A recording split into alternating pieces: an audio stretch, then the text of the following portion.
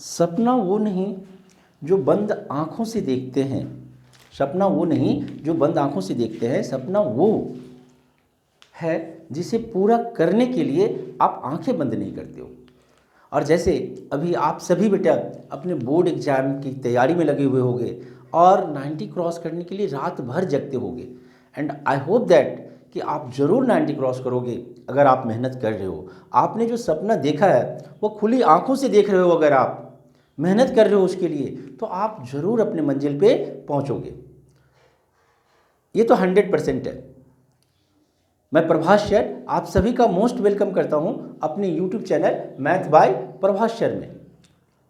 सबसे पहले बेटा I am really very very sorry आप सभी से, क्योंकि ये वीडियो लाने में मुझे काफ़ी वक्त लग गया और उसका भी रीज़न आप ही लोगों, कभी क्लासेस बहुत सारे चलते रहते हैं तो टाइम नहीं मिल पा रहा था।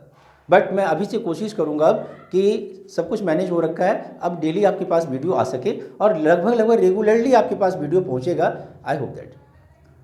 आज का वीडियो बहुत इंपॉर्टेंट है, बहुत इंपॉर्टेंट है। इसके लिए 3 बातें हैं बेटा। आज जो मैं आपको ये वीडियो बना के दे रहा हूँ, जैसा आपने देखा होगा तो इसमें ये 12th के सीबीएसई के प्री बोर्ड के एग्जाम के क्वेश्चंस हैं। मतलब सीबीएसई के द्वारा ही इशू किया गया, जो दिल्ली बोर्ड के बच्चों को पूछा गया था, है ना। अभी जो दिल्ली में गवर्नमेंट स्कूल का जो पेपर हो रहा है तो वो सीबीएसई के द्वारा ही हो रहा है बेटा। सीबीएसई होल्ड कर रहा है और सीबीएसई ने ही क्वेश्चन भेजा है। तो इससे क्या है कि इस बार जो पैटर्न चेंज हो रहा है वो आपको अच्छे से आइडिया चल रहा होगा कि कौन सा कितने मार्क के कौन से टॉपिक से कैसे कैसे क्वेश्चन आएंगे, क्योंकि यह एक तरह से ब्लूप्रिंट है आपके लिए बेटा कि ऐसे ही क्वेश्चन बोर्ड में आएंगे। अच्छा, दूसरी बात है कि ये क्वेश्चन बहुत इंपॉर्टेंट है। इसमें से भी 2-4 क्वेश्चन अगर बोर्ड में आपको दिखेंगे तो कोई बड़ी बात नहीं है। ये क्वेश्चन पेपर कुछ बच्चों को बहुत ईजी लगा, कुछ बच्चों को थोड़ा टफ लगा, है ना। ईजी किसे लगा आप समझ रहे होंगे, जिन्होंने पूरे साल पूरी जम के मेहनत करा है उनके लिए बहुत ईजी पेपर था, बहुत ईजी पेपर था। बट जो बच्चे लेट से स्टार्ट करे हैं उनके लिए थोड़ा डिफिकल्ट था, क्योंकि उनके सिलेबस अभी कवर अप नहीं हो पाए। जिनके पूरे हो गए उनके लिए भी बेटा, और जिनके नहीं हुए मैं इसका आज सॉल्यूशन देने जा रहा हूं कि आप क्रॉस चेक कर सको अपना। कुछ बच्चे हैं पेपर में तो पूरा बना के आए लेकिन नंबर नहीं आ रहे, तो वो अपना सॉल्यूशन यहाँ से चेक कर सकते हैं कि वो गलती कहाँ कर रहे हैं, कैसे कर रहे हैं। मैं ज़्यादा बातें न करते हुए डायरेक्ट आपको क्वेश्चन पेपर पे लेके आता हूँ बेटा। और क्वेश्चन तो मैं बोर्ड पे लिखूंगा नहीं, इस क्वेश्चन का हाँ डिस्क्रिप्शन बॉक्स में बेटा इसका लिंक दिया हुआ है, आप वहाँ से ये क्वेश्चन देख सकते हो, ठीक है। मैंने पीडीएफ बना के डाल दिया है, आप वहाँ से डाउनलोड कर लो क्वेश्चन को और फिर हम लोग क्वेश्चन करेंगे। पहले आप क्वेश्चन जरूर डाउनलोड कर लेना, उसके बाद आप देखना बेटा, क्योंकि जब तक आपके पास क्वेश्चन नहीं रहेंगे आप उनके आंसर्स के बारे में नहीं देख सकते।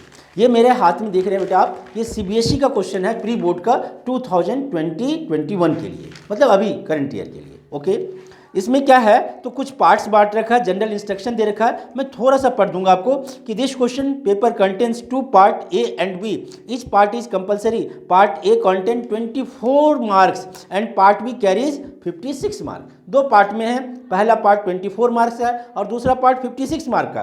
Part A has objective type question and part B has descriptive type question. A में जो है वो ऑब्जेक्टिव टाइप है और ऑब्जेक्टिव टाइप में आंसर देना जरूरी होता है, आपने कैसे लेके आया आंसर ये डज नॉट मैटर करता है। Both part A and part B have choices, दोनों पार्ट में आपको इंटरनल चॉइस दे रखा है, एक्सटर्नल चॉइसेस नहीं है बेटा। Part A it consist of 2 section, अब पार्ट ए में भी 2 सेक्शन इसने बना रखा है, 1 and 2। Section 1 compromise of 16 very short answer type question and section 2 contain 2 cases studies, each case study compromise of 5 case based MC questions and examinee is to attempt any 4 out of 5 MCQ questions. बेटा ये जो है section 2, यही इस बार का अलग से pattern जो चेंज हो रखा है। जो आप प्रीवियस ईयर के क्वेश्चंस देखोगे उसमें आपको ये क्वेश्चंस नहीं मिलेंगे, वैल्यू बेस्ड क्वेश्चंस जो दे रखा है इन्होंने, केस स्टडीज टाइप का। Okay, and section part B में जो है वह it consist of 3 section, 3rd, 4th and 5। अब उनमें भी अलग अलग है, 3rd में 10 क्वेश्चन है 2 मार्क्स का, 4th में 7 क्वेश्चन है 3 मार्क्स का और 5th में 3 क्वेश्चन है 5 मार्क्स का। इंटरनल चॉइस है, एक्सटर्नल चॉइस नहीं। इंटरनल चॉइस का मतलब होता है कि क्वेश्चन के अंदर ही उसके और दिए हुए हैं जो हम लोग करेंगे अभी। ओके, क्वेश्चंस यही थे बेटा। और क्वेश्चन आप जरूर इसे डाउनलोड कर लो जिनके पास पेपर नहीं है। अभी जो मैं दो पेपर है मेरे पास, एक मॉर्निंग वाले बच्चों के लिए और एक इवनिंग वाले के लिए। तो अभी जो मैं आंसर देने जा रहा हूँ बेटा, ये मॉर्निंग शिफ्ट का जो क्वेश्चन पूछा हुआ था वो उनका है। और जो बच्चे इवनिंग वाले हैं वो प्लीज़ एंड प्लीज़ इसे ज़रूर बनाइए। और जब इवनिंग वाला मैं दूंगा वो मॉर्निंग वाले पहले अपने आप ट्राई कर लीजिए और फिर आंसर से यहाँ से जो मैं आंसर दे रहा हूँ उससे क्या करिए चेक। लेकिन पहले आप सेल्फ अटेम्प्ट कीजिए बेटा। फर्स्ट ऑफ ऑल अगर आप इवनिंग बैच के बच्चे हो तो पहले आप इसे सेल्फ अटेम्प्ट करो, ठीक है। पहले मैं मॉर्निंग वाले का ही सॉल्यूशन कर रहा हूँ, उसके बाद नेक्स्ट वीडियोज़ में मैं इवनिंग वाले का भी सॉल्यूशन करने जाऊँगा। Okay, be happy. तो चलिए स्टार्ट करते हैं बेटा। और ये इसमें कुछ क्वेश्चंस बहुत अच्छे हैं, बहुत अच्छे हैं जो अभी करेंगे तो आप लोग देखोगे। पहला क्वेश्चन बोल रहा है, हम लोग क्या कर रहे हैं बेटा, सेक्शन 1 यहाँ से स्टार्ट हो रहा है अपना सेक्शन 1, ठीक है। और पार्ट ए ही है, दैट मीन्स ऑब्जेक्टिव टाइप जो 1 मार्कर और 2 मार्कर है उसी का पार्ट है ये। तो ये पार्ट ए है हमारा, ठीक है। पार्ट ए का सेक्शन 1 है। ओके, चलिए बेटा फर्स्ट क्वेश्चन बोल रहा है, पहला क्वेश्चन बोल रहा है हमारा कि right the adjoint of matrix. Adjoint निकालना है मैट्रिक्स किसका, 3, 4, 1 और 2 का। इसका फाइंड करना है एडजॉइंट, फाइंड एडजॉइंट ए। ये ए इज इक्वल टू दे रखा है आपको, ठीक है। एडजॉइंट ए निकालने के लिए आपको पता है कॉन्सेप्ट ये है कि कोफैक्टर निकाल के ट्रांसपोज कर दो, पता है, सबको पता है। तो कोफैक्टर निकाल के अगर ट्रांसपोज करेंगे तो थोड़ा टाइम लगेगा। ये तो 1 नंबर का क्वेश्चन है। तो 2 × 2 ऑर्डर का मैंने बता रखा है बेटा डिटर्मिनेंट वाले में कि आप 2 × 2 का देखते ही आंसर कैसे बताओगे। तो 2 × 2 ऑर्डर वाले में अगर आप एडजॉइंट ए लिखना चाहते हो तो क्या होता है मालूम है, वेरी गुड, इसका इंटरचेंजिंग हो जाता है। मतलब ये 2 हो जाएगा और ये 3, और इसका साइन चेंज होता है, पोजीशन चेंज नहीं होगा, साइन चेंज होगा। ये -1 होगा और -4 होगा। ये आंसर हो गया। मतलब 2 वाले का एडजॉइंट आप डायरेक्टली लिख सकते हो। और मैंने अभी भी बताया था कि आपको आंसर से मतलब है, क्वेश्चन से मतलब नहीं है। तो 2 × 2 ऑर्डर का एडजॉइंट कैसे लिखा आपने, फटाफट कैसे लिख लिया बताना बेटा। ये डायगोनल एलिमेंट चेंज, ये 3 × 3 ऑर्डर में पॉसिबल नहीं है, उसमें आपको करके कोफैक्टर निकाल के ट्रांसपोज करने पड़ेंगे, ठीक है। और इसका मैंने एलिमेंट पोजीशन चेंज कर दिया और इसके लिए हमने क्या करा, इसका साइन चेंज कर दिया, पोजीशन नहीं। ओके, नाउ अब क्वेश्चन नंबर 2 देखिए बेटा। क्वेश्चन कितना इजी है बट बहुत सारे बच्चे इस क्वेश्चन में गलती करेंगे। Write the sum of order and degree of the differential equation d2y/dx²। आप गलती कहाँ करोगे वो भी मैं आपको दिखाने जा रहा हूँ। प्लस dy/dx का whole square, okay, is equal to x दे रखा है। बोल रहा है इसका सम ऑफ ऑर्डर एंड क्या चाहिए बेटा, degree, sum of the order and degree. अब गलती क्या करता है बच्चा, एकदम सही लिखोगे आप कि इसका ऑर्डर 2 है और डिग्री 1 है, ठीक है। और ये आंसर लिख के आप चले आओगे और आपको 1 नंबर भी नहीं मिलने वाले हैं, ठीक है। क्यों नहीं मिले, आंसर भी ठीक है, ऑर्डर 2 ही है इसका, सेकंड ऑर्डर का है, और हाईएस्ट ऑर्डर का हाईएस्ट पावर, तो पावर भी 1 है हमारा, तो डिग्री 1 हो गया हमारा। तो आंसर ठीक है लेकिन नंबर नहीं मिले। क्यों नहीं मिले, बिकॉज क्वेश्चन को ठीक से पढ़ना सीखिए।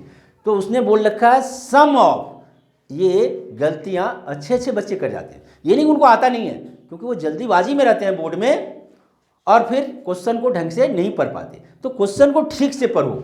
इसमें क्वेश्चन में हमें पूछ रखा है sum of order and degree, तो sum of order and degree, sum of order and degree कितने हो गए बताना बेटा, is 2 + 1 that means 3। I hope that कि आपको ये दोनों क्वेश्चन समझ में आ गए होंगे।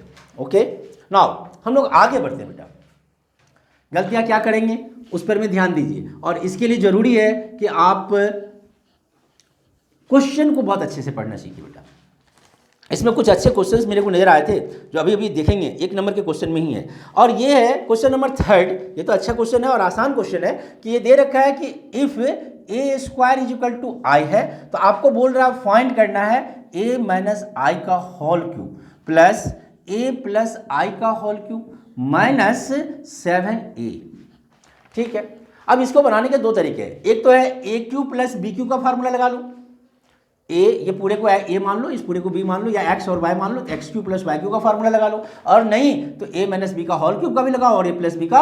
और मुझे पता है कि आपके लिए इजी क्या है, a - b का होल क्यूब का फार्मूला लगाने। ओके, तो ठीक है लगाते हैं। इसकी वैल्यू फाइंड करना था तो बहुत आसान हो गया। ये तो a का क्यूब हो गया माइनस बोलो बेटा 3a² आई हो गया प्लस 3ai² हो गया प्लस a का क्यूब हो गया प्लस 3a², एक मिनट सॉरी बेटा, a का क्यूब हो गया माइनस 3a² आई प्लस 3ai² और माइनस का आई क्यूब हो गया, ठीक है, प्लस का a क्यूब हो गया प्लस का 3a² आई हो गया प्लस का 3ai² हो गया और प्लस का आई क्यूब माइनस का 7a, ये प्लस का आई क्यूब और माइनस का आई क्यूब कैंसिल हो गया। ओके, ये माइनस का 3a² आई और प्लस का 3a² आई भी क्या हो गया हमारा, कैंसिल हो गया।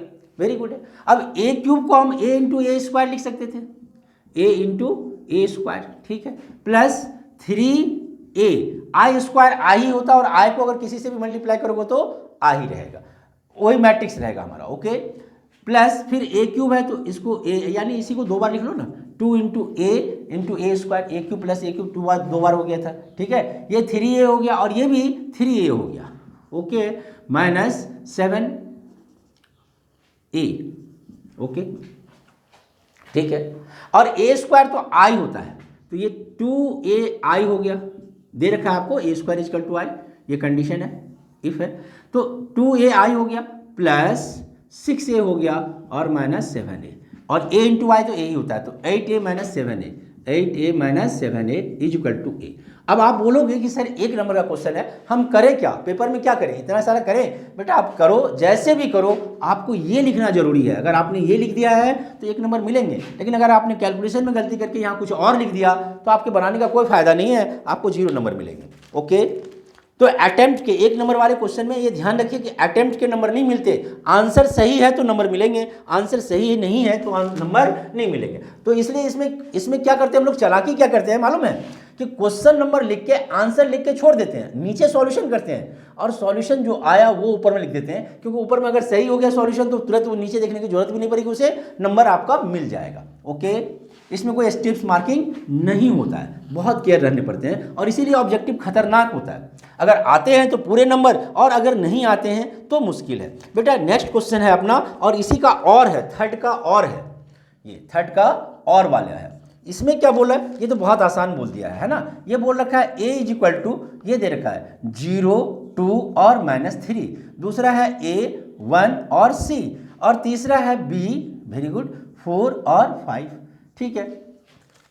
इज गिवन बाय साइमेट्रिक, बोल रहा है matrix A, this is given by given to be symmetric. A जो है वह साइमेट्रिक है, A is symmetric, A is symmetric. अगर साइमेट्रिक है तो आपको बोला फाइंड, क्या फाइंड करना है, वेरी गुड, A, B और C। आपको याद है, कुछ करने की जरूरत नहीं है साइमेट्रिक के लिए। आप वीडियो देखो ना बेटा मैट्रिक्स वाले, उसमें मैंने बहुत अच्छा से बता रखा है कि साइमेट्रिक के लिए क्या जरूरी है, कि ये क्या है 2 1 5 0 है, सॉरी बेटा 0 है, 0 1 5, हालांकि उससे कोई लेना देना भी हमें नहीं था, हमें इससे लेना देना है कि ये इसके इक्वल होना चाहिए तभी साइमेट्रिक होगा, ठीक है। ये B जो दिख रहा है आपको, ये इसके इक्वल होना चाहिए और ये इसके इक्वल होना चाहिए। इसका मतलब है क्या हो गया, A is equal to 2, B is equal to -3 and C is equal to 4, this is your answer, symmetric हो गया। ये था क्वेश्चन नंबर थर्ड का ही और पार्ट। ओके, अब क्वेश्चन नंबर 4 में आते हैं और ये मैक्सिमम बच्चों ने गलत करके आया है। ओके, ठीक है, और आसान क्वेश्चन है 4, बट बहुतों के तो अभी पढ़ाई ही नहीं हुए हैं और जिन्होंने भी करके आया, जिनको भी पढ़ाया गया है उन्होंने गलत करके आया। आप भी अपना चेक कर लो कि क्या आपने गलत करके आया या आपने सही करके आया। अगर आप सही करके आए हो तो very good. Let R be the equivalence relation in set Z of integer given by R is equal to, relation दे रखा हमारा R is equal to A B, ठीक है, such that 2 divides A minus B. Okay, और बोल रहा है write the equivalence class, ये इक्विवेलेंस रिलेशन नहीं बताने हैं आपको, इक्विवेलेंस क्लास, यहीं पे बच्चा मार खा जाता है, इक्विवेलेंस क्लास 0, ठीक है। अब पूरा पढ़ लेने के बाद भी रिलेशन फंक्शन आपने पूरा कंप्लीट कर लिया, फिर भी आपके लिए प्रॉब्लम है कि ये इक्विवेलेंस क्लास क्या है। ये टीचरों को भी थोड़ी बहुत प्रॉब्लम है, ठीक है। तो देखना है बेटा कि इक्विवेलेंस क्लास किसे कहते हैं। इक्विवेलेंस रिलेशन नहीं, इक्विवेलेंस क्लास निकालने, बहुत आसान होता है। बोला कि वह इक्विवेलेंस क्लास कहाँ से आएगा, तो बोला इक्विवेलेंस रिलेशन में जो जो एलिमेंट होंगे वो सारे के सारे हमारे इक्विवेलेंस क्लास कहलाएंगे, ठीक। लेकिन अब ये जीरो का क्या मतलब है, इसका मतलब है ये बी की वैल्यू हमेशा ये सेकंड वाले की वैल्यू होगी, ये ध्यान रखना है आपको। इसका मतलब है कि जब आप इक्विवेलेंस क्लास निकालोगे ये जीरो, तो आप इज इक्वल टू लिखोगे ए, ये ए का वैल्यू आपको निकालना है, सच दैट, क्या सच दैट, तो ए माइनस, और ये बी है ना, ये बी की जगह पर क्या लिखोगे आप, जीरो, तो A minus zero divides by two, divides by two. Okay, यहां तक समझ में आ गए। यानी ये जो भी चीज दिया है, अगर ये 1 लिखा हुआ रहता तो हम यहाँ 1 लिखते, यहाँ 5 लिखा हुआ रहता तो हम यहाँ 5 लिखते। मैं अभी और क्लियर कर दूंगा आपको, डोंट वरी। तो ए सच, ये बहुत इंपॉर्टेंट है, बोर्ड में भी आने के पूरे चांसेस हैं, इसके पूरे चांसेस हैं, इसी टाइप का, कुछ चेंज करके आएगा इसी टाइप का। तो A minus zero divides bye 2 हो गया, वेरी गुड।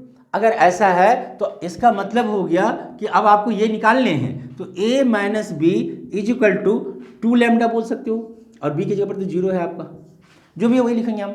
इसका मतलब क्या हो गया कि ए इज इक्वल टू 2 लैम्डा।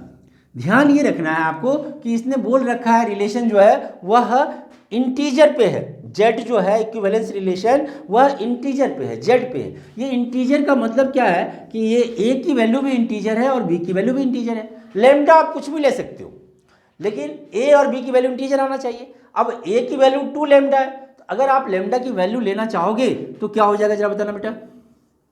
हाँ, ये जीरो के लिए क्या हो गया जरा बताना, वेरी गुड। लैम्डा अगर आपने मान लो -1 ले लिया तो -2 होगा, -2 ले लिया तो -4 होगा, -1 ले लिया -2 लोगे, 0 होगा, 2 होगा, 4 होगा, ये इवन नंबर का। This is your equivalence class of zero. ये सारे अगर आप लोगे, इसमें किसकी वैल्यू है, ये ए की, और बी की वैल्यू तो जीरो है ही है, तो वो जो आपके रिलेशन आएंगे वो इक्विवेलेंस रिलेशन आएगा। ओके, दैट मीन्स वो रिफ्लेक्सिव भी होगा, सिमेट्रिक भी होगा। अब जरा क्वेश्चन को मैं चेंज करता हूं, वेरी गुड।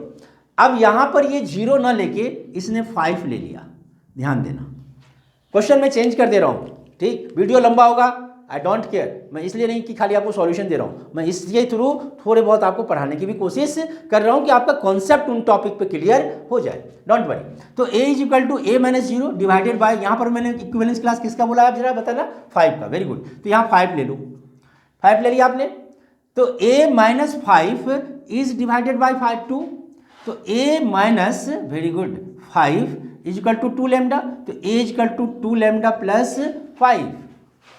अब लैम्डा की वैल्यू आप कुछ भी रखो, जैसे -1 रखे आपने, -2 रखा था, तो -4 प्लस 5 यानी क्या हो जाएगा जरा बताना, और बड़ा भी रख सकते हैं आप क्योंकि आपको इंटीजर बोल रखा है। तो a इज इक्वल टू, चलो इक्विवेलेंस रिलेशन डायरेक्ट लिखते हैं हम लोग। हाँ, तो बोलो बेटा जैसे -3 रख दिए तो, या -4 रखो तो 8 में से 5 जाएगा, माइनस का 3 आ जाएगा, ठीक है। फिर अभी क्या रखे थे, 4, 3 रखेंगे तो -3 -6 प्लस 5 तो -1। फिर क्या रखे थे अभी, 3, 2 रखोगे तो -4 प्लस 5 यानी कि 1, ठीक है।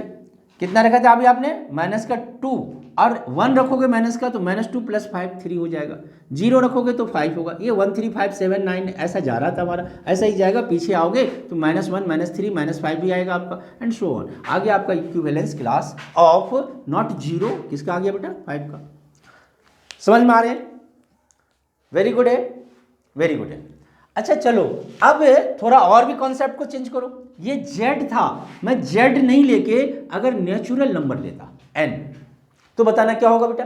अगर नेचुरल नंबर n लेंगे तो जीरो के लिए ही ले रहे हैं। फिर से आपके सवाल को ही वही सवाल रहने दिया, लेकिन सिर्फ वर्ड चेंज कर दिया हमने, n नेचुरल नंबर पे लेना है। अब अगर नेचुरल नंबर पे लेंगे, ये जीरो है हमारा, तो a minus zero is divided by 2 होना चाहिए था। a minus zero is divided by 2 lambda, यहाँ तक तो ठीक है, ये 2 लैम्डा ही हो गया हमारा। अब यहाँ पे जीरो के लिए ये रिलेशन क्या होता, ये आपको बताने हैं, ठीक है।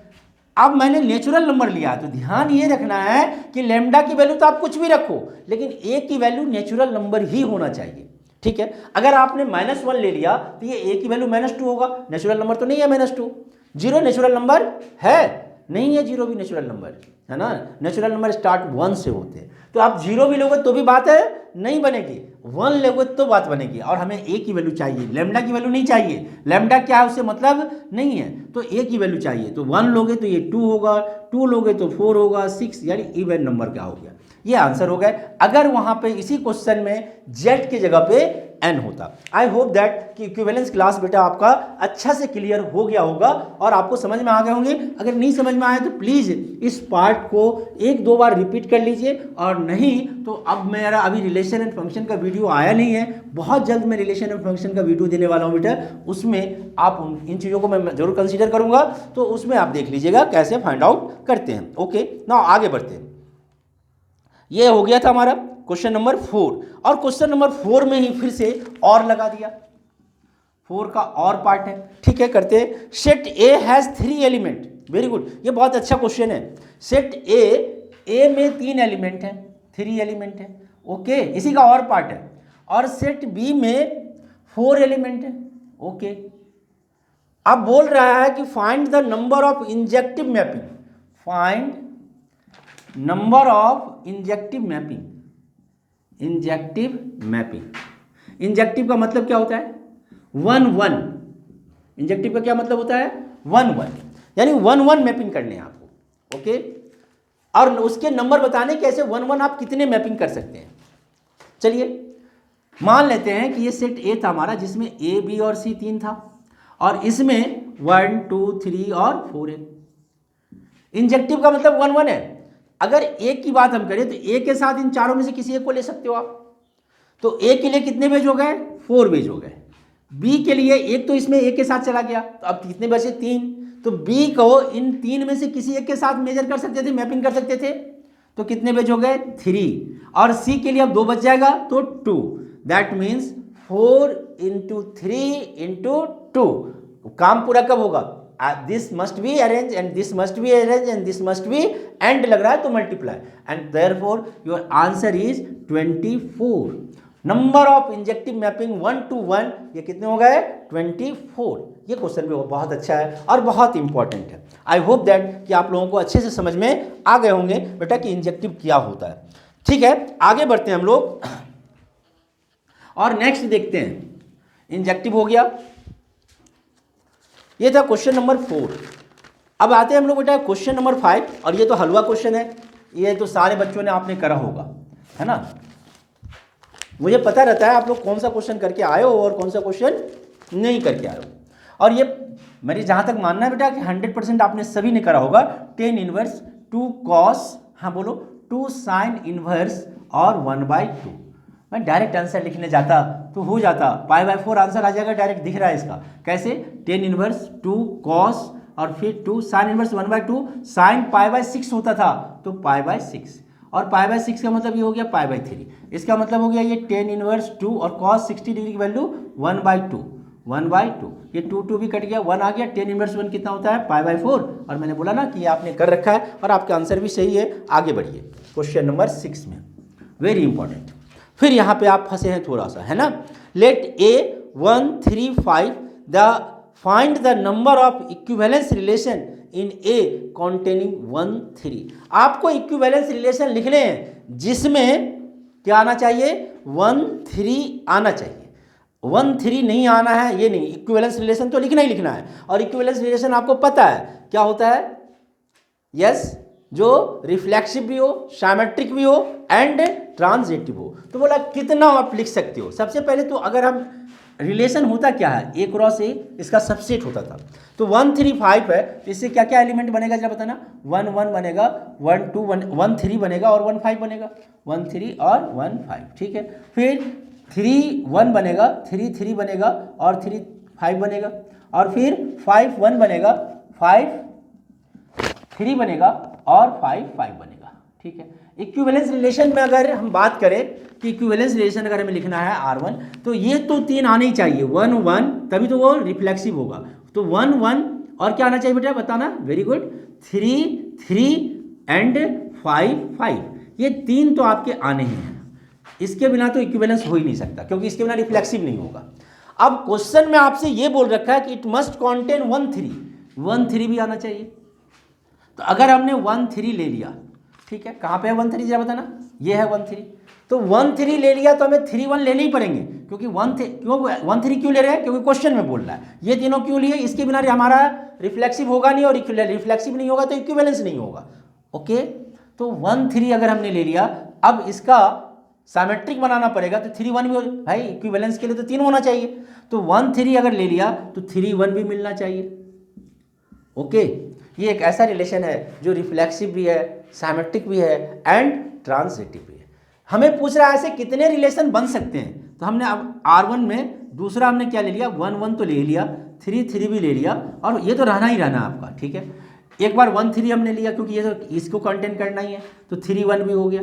अब जरा देखो, ये हो गया था 1 3 हो गया था, 3 3 हो गया था। अब हम एक बार ले लेते हैं 1 5। चलो अगर 1 5 ले लिए तो बताना बेटा, 1 5 ले लिए तो क्या होगा, 5 1 भी लेना पड़ेगा,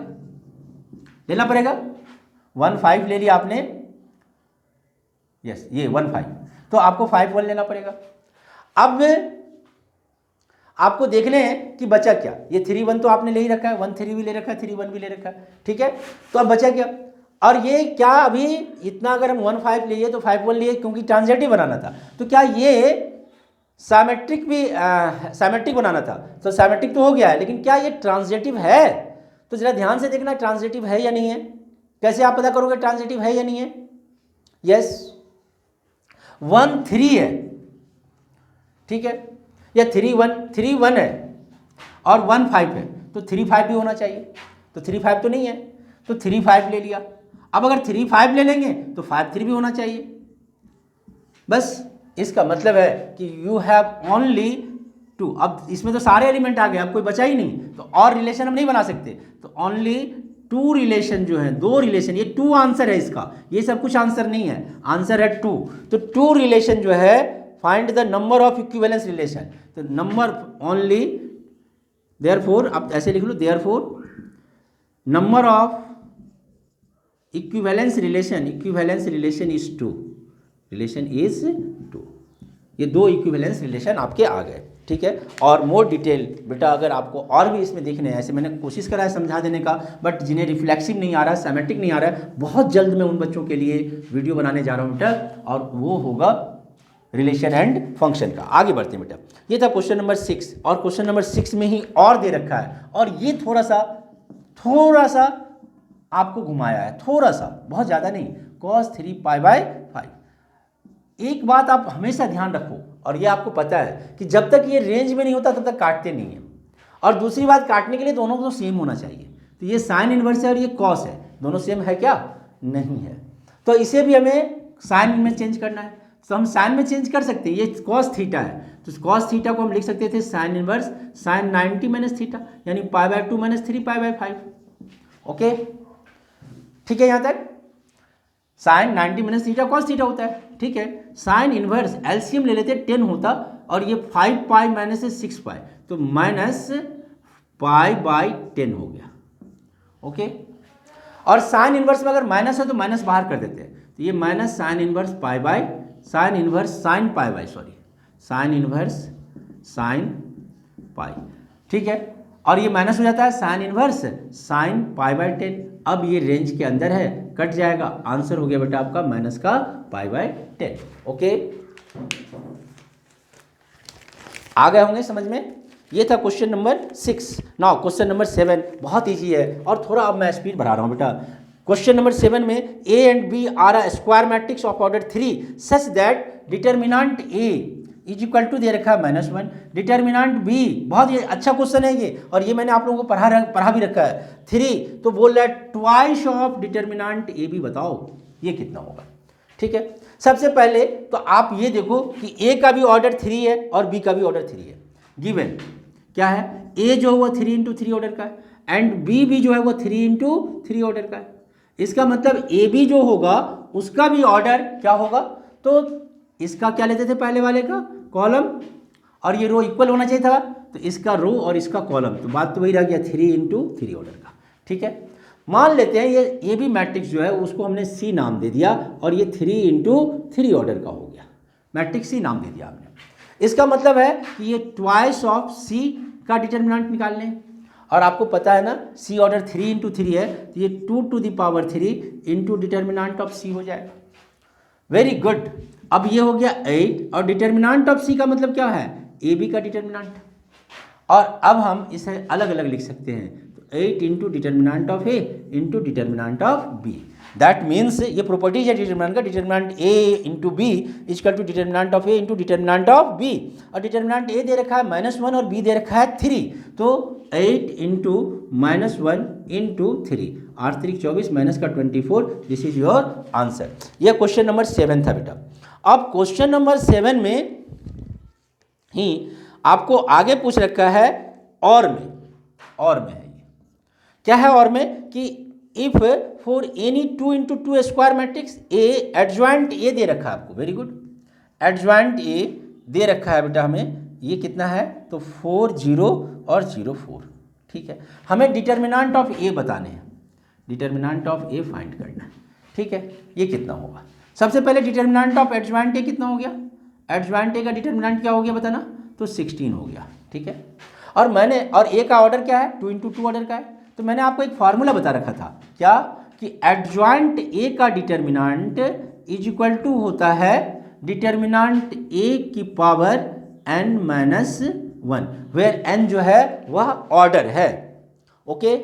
और एडजॉइंट ए का डिटर्मिनेंट तो 16 था आपका, इज इक्वल टू ए का डिटर्मिनेंट ऑर्डर तो 2 ही है, तो 2 में से 1 जाएगा, दैट मीन्स आंसर भी कितने रह गया बेटा बताना, 16 ही रह गया, क्योंकि ऑर्डर 2 इंटू 2 था। आई होप दैट कि क्वेश्चन आपको यहाँ तक अच्छे से समझ में आ गए होंगे। आगे बढ़ते हैं थोड़ा सा जल्दी में बेटा। तो ये था क्वेश्चन नंबर 6, क्वेश्चन नंबर 7। अगला क्वेश्चन है क्वेश्चन नंबर 8, और ये अच्छा क्वेश्चन है, 1 नंबर के लिए तो बहुत ही ज़्यादा ही अच्छा है। ये बोल रखा है integration of e to the power x upon में 1 plus X into 1 plus X plus 1 into log 1 plus X या x प्लस 1 जो भी है dx, ऐसा है, ठीक। और ये आपके जो क्वेश्चन दे रखे हैं क्वेश्चन पेपर, उसमें इसने ब्रैकेट नहीं लगाया है, इसीलिए ये बहुत खतरनाक दिख रहा था। अब ये अगर हमने ब्रैकेट लगा देखा है तो ये अब बहुत इजी सवाल हो गया। कैसे, हम मल्टीप्लाई कर देते हैं, ये 2 पार्ट में बट गया, e to the power x upon 1 plus x D x plus integration of e to the power x upon में x प्लस 1 या 1 प्लस एक्स एक ही बात होते हैं, x plus 1 into log x plus 1 D x, okay. और ये cut गया, इसमें बाय पार्ट्स लगा देते हैं, और बाय पार्ट्स के लिए आपको पता है कि u e to the power x and u के लिए लॉग ले लेते हैं, आइलेट इनवर्स लॉगरिथम ही आता था, तो लॉग x प्लस 1, और d भी हम लोग e to the power x ले लेते हैं, तो du जो है वह 1 बाय x प्लस 1 हो जाएगा, और v जो है वह e to the power x रहेगा। इंटीग्रेशन होता था u into we minus integration of v into D U, ठीक है। ये वाला पार्ट तो आपका है ही है, क्या है, e to the power x upon 1 plus x D x plus, इसका मतलब हो गया क्या चाहिए बेटा कि e to the power x upon 1 plus x D x, ठीक है यहाँ तक, minus plus u into v, तो log x e to the power x into log x plus 1, very good, यहाँ तक समझ में आ गए, u into we minus v into D U, तो माइनस इंटीग्रेशन ऑफ v की जगह पर e to the power x, और du की जगह पर यहाँ dx भी आ जाएगा, तो अपॉन में x plus 1 dx, very good. ये और ये वहाँ से जी चले गए बेटा, ये आपका आंसर हो गया e to the power x log x plus 1, okay, ठीक है, ठीक है। अच्छा, इसको करने का एक अल्टरनेटिव वे भी था आपके पास, बाय पार्ट्स नहीं लगाना चाह रहे हो आप, बाय पार्ट्स का ही क्वेश्चन है, बाय पार्ट्स तो यूज होंगे ही, लेकिन एक मैं यहाँ तक समझ में आ गए होंगे, ठीक है। अब मैं इसको दूसरे तरीके से करके दिखाता हूँ, और वो तरीका और भी इजी है। अब मेन बात है कि आपके एग्जाम में आपके दिमाग में क्या सेट कर रहा है, तो e to the power x वाला जब सवाल मिलता है ना, तो उसको अलग रखते थे, इसको अंदर लेके चले जाएंगे, तो 1 बाय 1 प्लस एक्स प्लस ये कट जाता, तो log x plus 1, very good. अरे ये तो देखते ही बन गया बेटा, ये तो f(x) हो गया, और इसका डिफ्रेंशिएशन f'(x) होता है, ठीक है। अब याद करो, आपके पास ये फार्मूला था e to the power x f(x) plus f'(x) dx is equal to e to the power x into f(x) होता था, वेरी गुड। तो इसका आंसर क्या हो गया, e to the power x f(x) मतलब log 1 plus X plus C, ये answer हो गया हमारे, अभी भी आंसर वही आया हुआ था हमारा, ओके। ठीक है, चलिए तो ये क्वेश्चन नंबर 8 आसान था और बहुत इजी क्वेश्चन था, और ऐसे क्वेश्चन मैंने आप लोगों को बहुत सारा प्रैक्टिस करवा रखा है। ओके, क्वेश्चन नंबर 9 में आते हैं। हमारा क्या बोल रहा है, find the area of the region bounded by the curve Y square is equal to X. Y square is equal to X तो पैराबोला है हमारा, और पैराबोला है तो किधर ओपन होगा, y प्लस और माइनस हो सकता है, बट x हमेशा प्लस होगा, तो दैट मीन्स ये हो गया। ठीक है, और आगे बोल रखा find the area region bounded by the curve y square is equal to X and the line x is equal to 1 और x इजकल टू 4। ये x इजकल टू 1 है और ये x इजकल टू 4 है। यहाँ पर स्ट्रिप डाल दोगे तो रिक्वायर्ड एरिया क्या हो गया आपका, रिक्वायर्ड एरिया बताना, ट्वाइस इंटीग्रेशन ऑफ 1 से लेके 4 तक। ट्वाइस क्यों, जितना ऊपर होगा उतना ही नीचे होगा, इसीलिए ट्वाइस 1 से लेके 4 तक, और y पैराबोला और dx हो गया, और y की वैल्यू तो रूट अंडर x हो गया हमारा। ठीक है, तो ट्वाइस 1 से लेके 4 तक रूट अंडर x dx हो गया। बहुत अच्छा, ठीक है, x to the power yes 2 into X to the power 1/2 plus 1 upon में 1 प्लस 1, और इसका इंटीग्रेशन हो गया था कहाँ से कहाँ तक बेटा, 1 से लेके 4 तक। ये तो 2 3 हो जाएगा हमारा, तो 4/3 एक्स टू द पावर 3/2 का 1 से लेके 4 तक। ठीक है, तो ठीक है 4/3 तो ठीक ही है, बोलो बेटा, ये हो जाएगा 4 टू द पावर 3/2 माइनस 1 की पावर 3/2। 2 का स्क्वायर करोगे तो 2 का स्क्वायर 4 होता है, 2 2 कट जाता है, 8 माइनस 1 7 हो जाएगा, तो 7 4 जा 28/3 स्क्वायर यूनिट आंसर हो गया आपका। ओके, ये था क्वेश्चन नंबर 9 का सॉल्यूशन। आई होप दैट कि आप लोग अच्छे से समझ में आप लोगों को आ रहा होगा बेटा। अब हम लोग करते हैं क्वेश्चन नंबर 10। अब क्वेश्चन नंबर 10 में क्या है वो जरा देखिए, a is equal to 8, determinant sorry vector दे रखा है बेटा, वेक्टर a का मैग्नीट्यूड दे रखा है, magnitude of vector a equal to 8, magnitude of vector b is equal to 3 and a dot b ये भी दे रखा है आपको 12√3। तो बोल रहा है फाइंड a क्रॉस b का मैग्नीट्यूड फाइंड करो, यहीं से लेके आएंगे हम लोग। a dot b is equal to 12√3, a dot b का मतलब हो गया magnitude of a into magnitude of b into cos theta is equal to 12√3। ठीक है, तो 8 into 3 into cos theta is equal to 12√3, therefore cos theta is equal to 12√3/24 यानी √3/2, और √3/2 cos की बात करें तो कॉस 60 डिग्री की वैल्यू होती है, π/6 हो जाएगा। ठीक है, तो थीटा की वैल्यू कितनी हो गई, π/6। देयरफॉर a क्रॉस b का मैग्नीट्यूड बोल रखा है, तो ये क्या होता है, magnitude of a into magnitude of b into sine theta होता हमारा। ठीक है, अब ये a की वैल्यू कितनी हो गई, तो 8 इंटू 3 इंटू साइन π/6, साइन π/6, और साइन π/6 1/2 होता है, तो 4 3 जा 12 यूनिट आंसर हो गया। हो गया, समझ में आ गए, वेरी गुड है। अब नेक्स्ट देखते हैं 11, ए दे रखा है बी दे रखा है ना, find projection of vector A on B. Very good, projection of A on B equal to क्या होता था, याद करिए क्या होता है, projection of A on B क्या होता था, projection of A on B. बहुत सारा फार्मूला मैंने आपको बता रखा है, A dot unit vector B भी बोल सकते थे, या आप इसे ए डॉट बी अपॉन में मैग्नीट्यूड ऑफ बी बोल सकते हो। ठीक है, तो इसी का यूज कर लेते हैं। ए डॉट बी दे रखा है आपको, ए दे रखा है, कितना दे रखा है, 2i minus J plus 2k dot yes 5i minus 3j minus 4k upon yes magnitude of बी। वेरी गुड, 5 का स्क्वायर प्लस माइनस 3 का स्क्वायर प्लस माइनस 4 का स्क्वायर का under root, and this is your answer. 5 2 10, I dot I 1 होता है। ठीक है, J dot J minus minus plus 3 और 4 2 माइनस का 8 अपॉन 25 प्लस 9 प्लस 16 का अंडर रूट। ओके, 10 3 13 में से 8 गया, 5 अपॉन में 69 25 50 का रूट, दैट मीन्स 5√2, 5 भी कैंसिल हो गया, 1/√2, this is your answer. Okay, this is known as a projection of A on B. Okay, now और क्वेश्चन नंबर 12। अब ये सब क्वेश्चन भी बोर्ड में आने लगे हैं।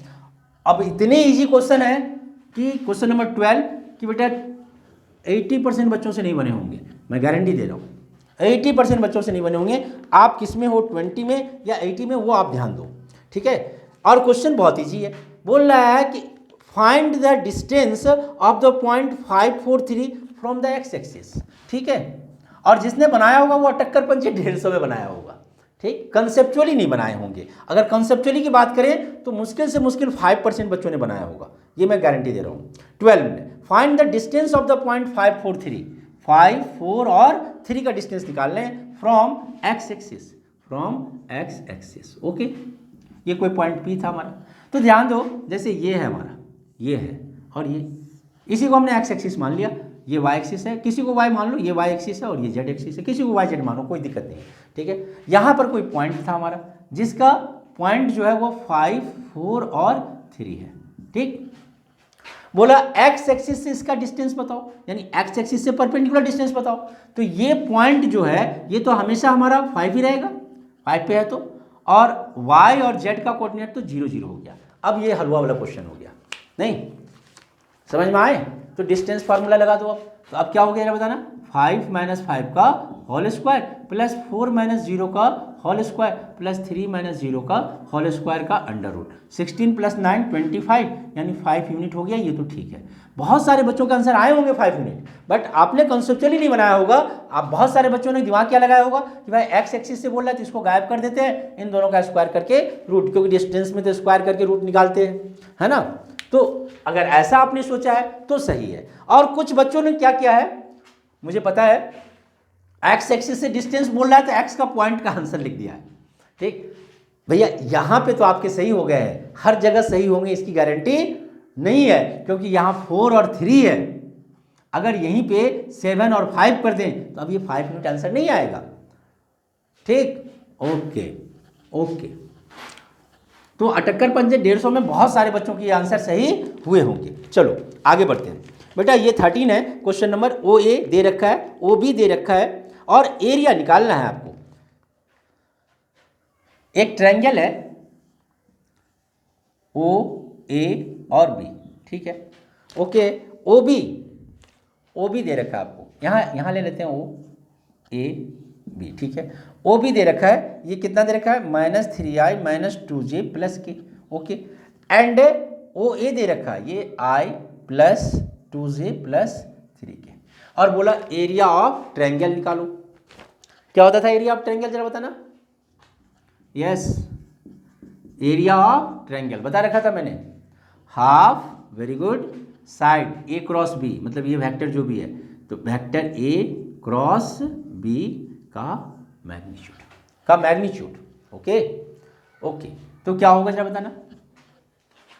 वेरी गुड, 1/2 तो आपका ठीक है। और अब आपको डिटर्मिनेंट निकालना पड़ेगा। पहले तो a क्रॉस b निकालना पड़ेगा, पहले a क्रॉस b निकाल लो।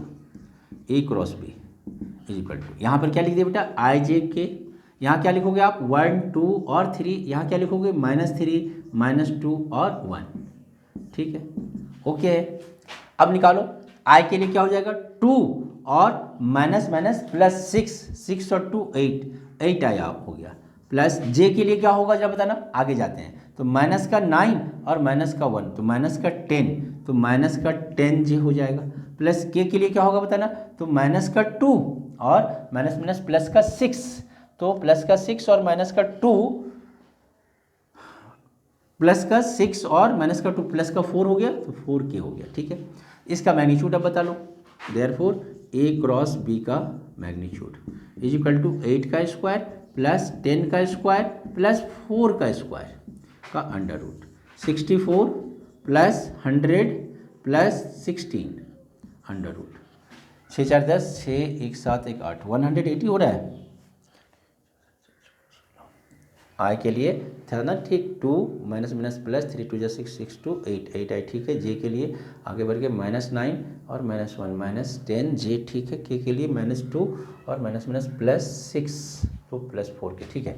तो 64 100 और 16 हो गया, 64 से 70 10 80 180 यूनिट हो गया। ठीक है, रूट अंडर 180 है। ठीक है बेटा, आ गया। एरिया ऑफ ट्रायंगल कितने हो गए?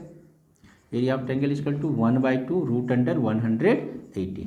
4 से कट रहा है 45, 180 है ना, तो फैक्टर कितने हो जाएंगे? 2 इंटू 3 इंटू 3, 3 3 9 18 इंटू 2, एक और 2 होगा इंटू 5। ठीक है, 3 3 9 2 18, 5 2 10 180। ठीक है, ये 3 का पेयर आ गया, 2 का पेयर आ गया, तो 6√5 हो जाएगा। 1/2 6√5। Okay, that means 3√5 unit, 3√5 square unit area है बेटा, तो स्क्वायर यूनिट लिखोगे आप। ओके, आ गए होंगे समझ में? Very good. Now question number 14, find the coordinate of the point where the line this cut the XY plane. XY plane पे कट करेगा, वो कोऑर्डिनेट आपको बताने हैं कि कहाँ पे कट करेगा। ठीक है,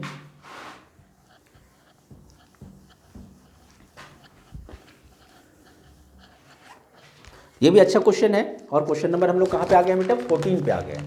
मैं स्पीडली कर सकता था, मैं चाह रहा हूँ आपको समझ में भी आए, जिनको जो किसी क्वेश्चन में प्रॉब्लम है तो उनको क्लियर हो जाए। Find the coordinate of the point where the line x - 1/3। सबसे पहले तो हम बोल देंगे let point on XY plane है, इसका मतलब जेड कोऑर्डिनेट 0 होगा। ठीक है, तो अल्फा बीटा और जेड कोऑर्डिनेट को क्या बोल दिया हमने? 0। ठीक है, अब बोल रहा है कि find the coordinate of a point where the line, तो लाइन पासिस थ्रू, कहाँ से पास करेगा? पासिस थ्रू, यहीं से अल्फा बीटा एंड 0 से। देयरफॉर इसका मतलब क्या हो गया कि अल्फा -1 अपॉन में 3, okay, is equal to beta +4 upon में 7 इज इक्वल टू 0 + 4 अपॉन में 2। यहीं से पास थ्रू कर रहे हैं। समझ में आ गए? तो आ गया बेटा, अल्फा बीटा की वैल्यू चाहिए थी, आ गया। देयरफॉर यस, ये कटेगा, 2 2 = 4 हो जाएगा, 3 2 = 6, alpha is equal to 7 and beta is equal to 7 4 2 = 14, 14 में से 4 गया तो 10। देयरफॉर पॉइंट जो है वह कितना आ गया बेटा? 7 10 एंड 0। ओके, 7 10 एंड 0, 7 में से 1 गया 6/3 2 हो जाएगा, और y है 10 10 और 4 14/7 2 हो जाएगा, और z है 4 0 4/2 2 हो जाएगा। ठीक है बेटा, आंसर भी ठीक है। ओके, समझ में आ गए होंगे। क्वेश्चन नंबर 15, क्वेश्चन नंबर 15 ये क्या है? ये भी बहुत अच्छा क्वेश्चन है, और थोड़ा जल्दी में आते हैं। अ फैमिली हैज़ 2 चिल्ड्रेन, बोल रहा है कि a family has 2 children, what is the probability that both the children are boys given that at least one of them is boy. At least one of them is boy, both are boy. सबसे पहले तो ई जो है वह both are boys, इसका मतलब क्या हो गया? बी और बी हो गया। अब फैमिली हैज़ 2 चिल्ड्रेन, इसका मतलब सैंपल पॉइंट की अगर हम बात करें तो क्या हो सकता था? बॉयज़ बॉयज़ हो सकता था, बॉयज़ गर्ल्स हो सकता था, गर्ल बॉयज़ हो सकता था, और गर्ल गर्ल, ये सैंपल पॉइंट था। ई हो गया both are boys, that means B हो गया। और एफ जो बोल रखा है वह बोल रहा है कि what is the probability that both the children are boys given that at least one of them is boy. At least one of them is boy, ये गिवन है। हमें probability of E subject to F निकालने हैं। At least one of them is boy, इसमें क्या क्या आएगा जब बताना? तो बॉय बॉय भी आएगा, दोनों बॉय भी आ सकता था, बॉयज़ गर्ल्स भी आएगा, और गर्ल्स बॉयज़ भी आएगा। तो अब हमें इसकी प्रोबेबिलिटी क्या होता है? Probability of E intersection F upon में probability of F. Very good. Probability of E intersection F क्या होता? तो ई इंटरसेक्शन एफ में तो बी ही आएगा हमारा, बस एक ही है। तो बी मतलब 1 अपॉन में 1 2 3 4 है, तो 1 अपॉन में 4 अपॉन में प्रोबेबिलिटी ऑफ एफ कितना हो गया? 1 2 3 है हमारा, तो 3 अपॉन में 4। आंसर क्या हो गया बेटा? 1/3। ये क्वेश्चन नंबर था आपका बेटा 15। ओके, क्लियर है? और प्रोबेबिलिटी का बहुत अच्छा वीडियो मैंने डाल रखा है, प्लीज़ जिनकी प्रोबेबिलिटी क्लियर नहीं है वो वीडियो देखिए बेटा, सब कुछ क्लियर हो जाएगा आपका। उसमें 9 10 11 12 सब सारा मैंने पूरा डाल रखा है। Probability of A is equal to 3/5, probability of B is equal to 1/5, और बोल रखा है ए इंटरसेक्शन बी निकालना है। फाइंड करना है probability of A intersection B, जबकि हमें बोल रखा है कि A and B are independent event. बहुत अच्छा क्वेश्चन है, A and B are independent event. तो if A and B are independent event then probability of A intersection B equal to क्या होता था हमारा, probability of A into probability of B. That means 3/5 into 1/5, और ये cancel, ये हो जाएगा, कितना हो जाएगा बेटा, 3/25। This is your answer. ये था क्वेश्चन नंबर 16। यहाँ तक समझ में आ गए। अब हम लोग आते हैं बेटा सेक्शन नंबर 2 में, जल्दी जल्दी में आ जाते हैं आप थोड़ा सा।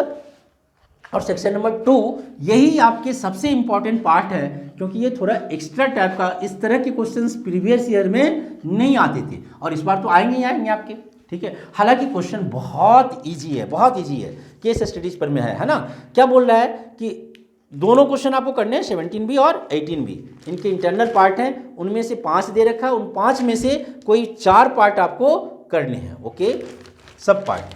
तो हम लोग चलते हैं बेटा क्वेश्चन नंबर 17 में। बहुत आसान है, और जरा ध्यान से देखिए, फिगर दे रखा है आपको, ठीक है। Shashank wants to make a project for a state level science exhibition. For this he wants to make a metal box with a square base and vertical sides to contain 10-24 centimeter cube of water. Material for top and bottom cost rupees 5 per centimeter square, and material for sided cost 250 per centimeter square. Based on the